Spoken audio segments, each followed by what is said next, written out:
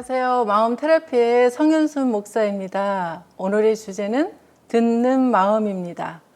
일상 속에서 바쁘게 달려오신 우리 사랑하는 성도님들, 잠시 숨을 고르시면서 듣기에 집중하면 어떨까요? 어떤 분이 이런 말씀을 하셨어요. 이 세상에서 내 이야기를 진심으로 집중해주는, 경청하는 사람 한 사람만 있어도 힘이 나고 용기가 있겠다라고 말씀하셨어요. 그런 분들 옆에 한 분씩들 계시죠? 요즘은 페이스북이나 트위터 같은 SNS가 발달하면서 사람과 사람 사이의 소통이 훨씬 수월해졌습니다. 그래서 내 의사를 누군가에게 전달하기가 참 간편해졌죠. 하지만 이렇게 소통의 통로가 많은데도 힘들고 외롭다라고 하시는 분들이 많이 계세요. 주변에 좋은 사람들이 얼마든지 있는데도 고독함이 여전하다는 것은 무엇 때문일까요? 그것은 내 이야기를 적극적으로 경청해 주는 분들이 없다는 거죠. 적극적 경청이란 상대방의 이야기를 적극적으로 듣는 것을 말합니다. 사람이 말을 배우는 데는 2년 걸린다 그래요. 그런데 듣는 것은 60년 걸린다 이렇게 말씀을 하셨어요. 그만큼 말을 하는 것도 중요하지만 듣는 것이 더 중요하다라는 것을 알 수가 있겠죠. 그러면 우리가 이야기를 들을 때 무조건 듣기만 하면 될까요? 아닙니다. 상대방의 말을 잘 들어주는데도 기술이 필요합니다. 말을 하는 사람은 단순히 정보만 전달하는 것이 아니라 감정을 함께 실어서 전달합니다. 그 감정에 공감하면 엉킨 실타래처럼 응어리진 말들이 마구 쏟아져 나옵니다. 그러면 가슴속에 묻어든 말들을 털어놓으면서 자기 스스로 탐색할 수 있게 만들어주거든요. 그래야 그 문제에 해답을 찾아갈 수 있습니다. 하지만 반대로 말하는 사람의 말을 소홀히 듣는다면 말하는 사람은 마음이 상해서 서로 신뢰를 잃게 됩니다. 어느 날 제가 지인과의 약속이 있어서 자가용으로 약속 장소를 향해 가고 있었어요. 그런데 그날따라 얼마나 길이 막히던지 약속 시간은 다가오는데 길이 계속 막혀 있는 거예요. 마음이 참 초조했습니다. 조금 있으면 길이 확 뚫리겠지라는 기대와는 달리 길이 막혀서 계속 그 자리에 있었습니다. 할 수 없이 지인에게 약속 시간이 좀 늦어질 것 같다, 미안하다 사과를 하고 그 약속 장소에 갔었던 적이 있었는데요. 물론 지인하고 이야기는 잘 됐지만 제 마음적으로는 약속 시간을 지키지 못해서 너무나 마음이 속상하더라고요. 그래서 그 속상한 마음을 저희 동료에게 이야기를 했습니다. 그랬더니 동료가 그 길 말고 빠른 길이 있는데 그 길로 들어가서 그렇지. 그러면서 자기의 교통 정보를 저한테 일장 연설을 합니다. 물론 좋은 정보죠.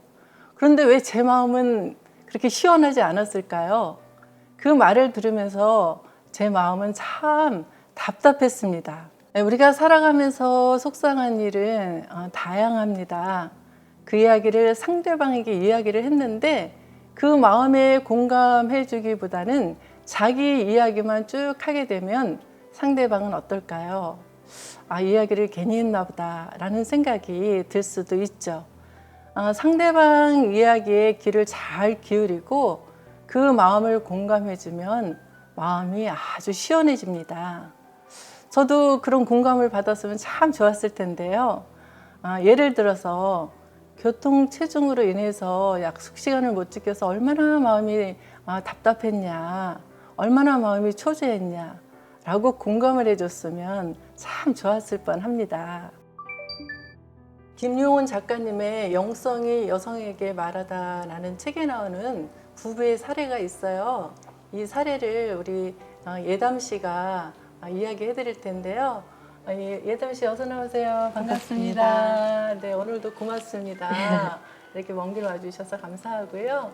오늘 또 본인 사례도 있는데 이렇게 책에 나오는 사례까지 소개해 주셔서 너무 감사합니다. 그 말씀을요. 네, 그 부부의 얘기를 한번 들어볼게요. 네. 아침에 아내는 남편 출근 시간에 맞춰 식사를 준비하느냐 마음이 많이 바쁩니다. 남편 역시 그날 회의 준비로 여유가 없고요. 남편이 나물을 먹다가 왜 이렇게 짜냐고 타박하듯 얘기했습니다. 아내는 그 얘기를 듣고 짜증이 올라와서 뭐라고요? 대답했고 이게 남편이 나물이 너무 짠 것 같다라고도 무뚝뚝하게 이야기합니다. 아내는 매일 똑같은데 오늘따라 웬 투정이냐며 또 약간 신경질 톤으로 말을 하게 됩니다. 남편은 좀 과장되게 나 원참 거의 소금이구만 하면서 또 날카로운 말을 내뱉습니다. 아내는 뭐가 짜냐며 그럼 내일부터 직접 반찬을 만들어라 라고 얘기합니다. 그러니까 남편이 질세라 그럼 내일부터 당신이 직접 돈을 벌어오라고 또 대꾸합니다. 잠시 침묵이 흐릅니다. 이 침묵을 깨고 남편이 또 다른 이야기를 합니다. 요즘 당신 어머니 너무 집에 자주 오는 거 아니냐며 신경질적으로 얘기했을 때 부인은 요즘 당신 동생은 어떠냐고 이틀에 한 번꼴로 와서 잔소리를 하고 간다 라고 이야기를 합니다. 자, 이런 대화가 꼬리에 꼬리를 물게 되면 어떻게 될까요? 나물이 짜다는 현실은 사라지고 당신 어머니, 당신 동생으로 이야기가 바뀌었습니다. 우리 집에서도 가끔 경험하시지 않을까요? 서로 대화를 하다가 대화의 본질은 없어지고 다른 예전의 이야기들, 묵혔던 이야기들이 나와서 혹시 서로의 마음을 상하게 하지는 않았나 그런 생각이 듭니다. 또 다른 이야기를 하나 소개해 드릴게요. 이 이야기는 우리 예담 씨가 직접 겪었던 자기 이야기예요. 어떤 일로 마음이 상했는지 한번 보겠습니다. 저는 아이가 셋 있습니다. 초등학생 둘, 그 다음에 유치원생 1명 이렇게 셋이 있는데 아이들이 어릴 때 자주 아파서 병원 갈 일이 많이 있더라고요. 제가 직장 생활을 하면서 아이가 아프다고 바로바로 병원에 갈 수 있는 환경이 아니어서 마음이 편하진 않았는데 남편이 그럴 때마다 아이가 아프면 바로 병원에 가야지 왜 병원에 안 가냐, 아이 병을 키워서 갈 거냐라는 비난의 말투로 저한테 얘기했을 때 마음이 많이 상하더라고요. 저도 엄마라서 아이 아픈 게 속상하고 그리고 바로 병원에 가지 못해서 미안한데 그렇게 비난하는 말투로 저에게 얘기했을 때 저도 모르게 다른 것들을 남편에게 또 퍼붓듯이 막 얘기를 하게 되고 남편도 또 거기에 감정이 상해서 분위기가 냉랭해지고 그리고 서로 감정이 다치더라고요. 마음이 많이 힘드셨겠어요. 네. 그러면 그럴 때 우리 남편께서 우리 예담 씨에게 어떤 이야기를 해주면 마음이 좀 흡족할까요? 제가 그때 남편한테 듣고 싶었던 이야기는요. 아이가 아파서 속상한데 아이는 병원에 가면 나아질 거니까 걱정 많이 안 해도 될 거다라는 좀 저를 위로해주고 격려해주는 말을 듣고 싶었던 것 같아요. 네. 그럼 반대로 우리 남편께서는 어떤 이야기를 들으면 그 마음이 조금 공감이 될까요? 머리로는 알지만 직접 말하기는 힘든데요. 네. 당신이 아이들 아픈 거에 대해서 신경 써주고 이렇게 챙겨줘서 고맙다라고 표현했으면 좋았을 것 같아요. 네. 네, 고맙습니다. 오늘도 이렇게 또 먼 길에서 오셔서 또 책에서 나오는 사례와 본인의 사례를 해주셔서 저희들 이 강의를 풍성하게 해주셔서 너무 감사합니다. 네, 고맙습니다. 네. 대화는 귀로만 듣는 것이 아니라 마음으로 듣습니다. 귀로만 들으면 대화가 아닌 반응만 보게 돼요. 어쩌면 말하는 것도 듣는 것도 모두 마음으로부터 시작할지 모르겠습니다. 사실 아내는 하루 종일 해도 끝이 없는 집안 살림하랴, 아이들 양육하랴 참 많이 피곤했을 거예요. 더군다나 직장 생활 하시는 여성분은 아이가 아파도 병원 가는 시간이 빠듯해서 얼마나 발을 동동 거렸을까요? 그럼 남편은 어떻고요? 남편도 경쟁이 치열한 사회에서 직장 생활을 하면서 상사의 눈치 보랴, 쌓이는 업무로 스트레스를 받고 얼마나 힘들었겠어요. 그러니 서로의 대화 속에서 이 피곤한 마음을 살짝이라도 알아주었으면 참 좋았겠죠? 예를 들어서 남편이 아내에게 아이가 아픈데 병원을 바로 데려가지 못해서 얼마나 마음이 속상하냐. 또 아내는 남편에게 아이가 아픈데 바로 병원을 못 가서 아이들이 더 아플까봐 참 많이 걱정스럽죠? 라고 서로의 감정을 알아줬으면 참 좋았을 뻔했습니다. 제가 이 강의를 준비하면서 2003년도에 방영되었던 사극 드라마 다모 혹시 기억하세요? 저는 이 드라마에서 아주 명대사가 나오는 그 대사 아직도 귀에 쟁쟁한데요. 정말 우리 심금을 울렸던 아주 명대사입니다.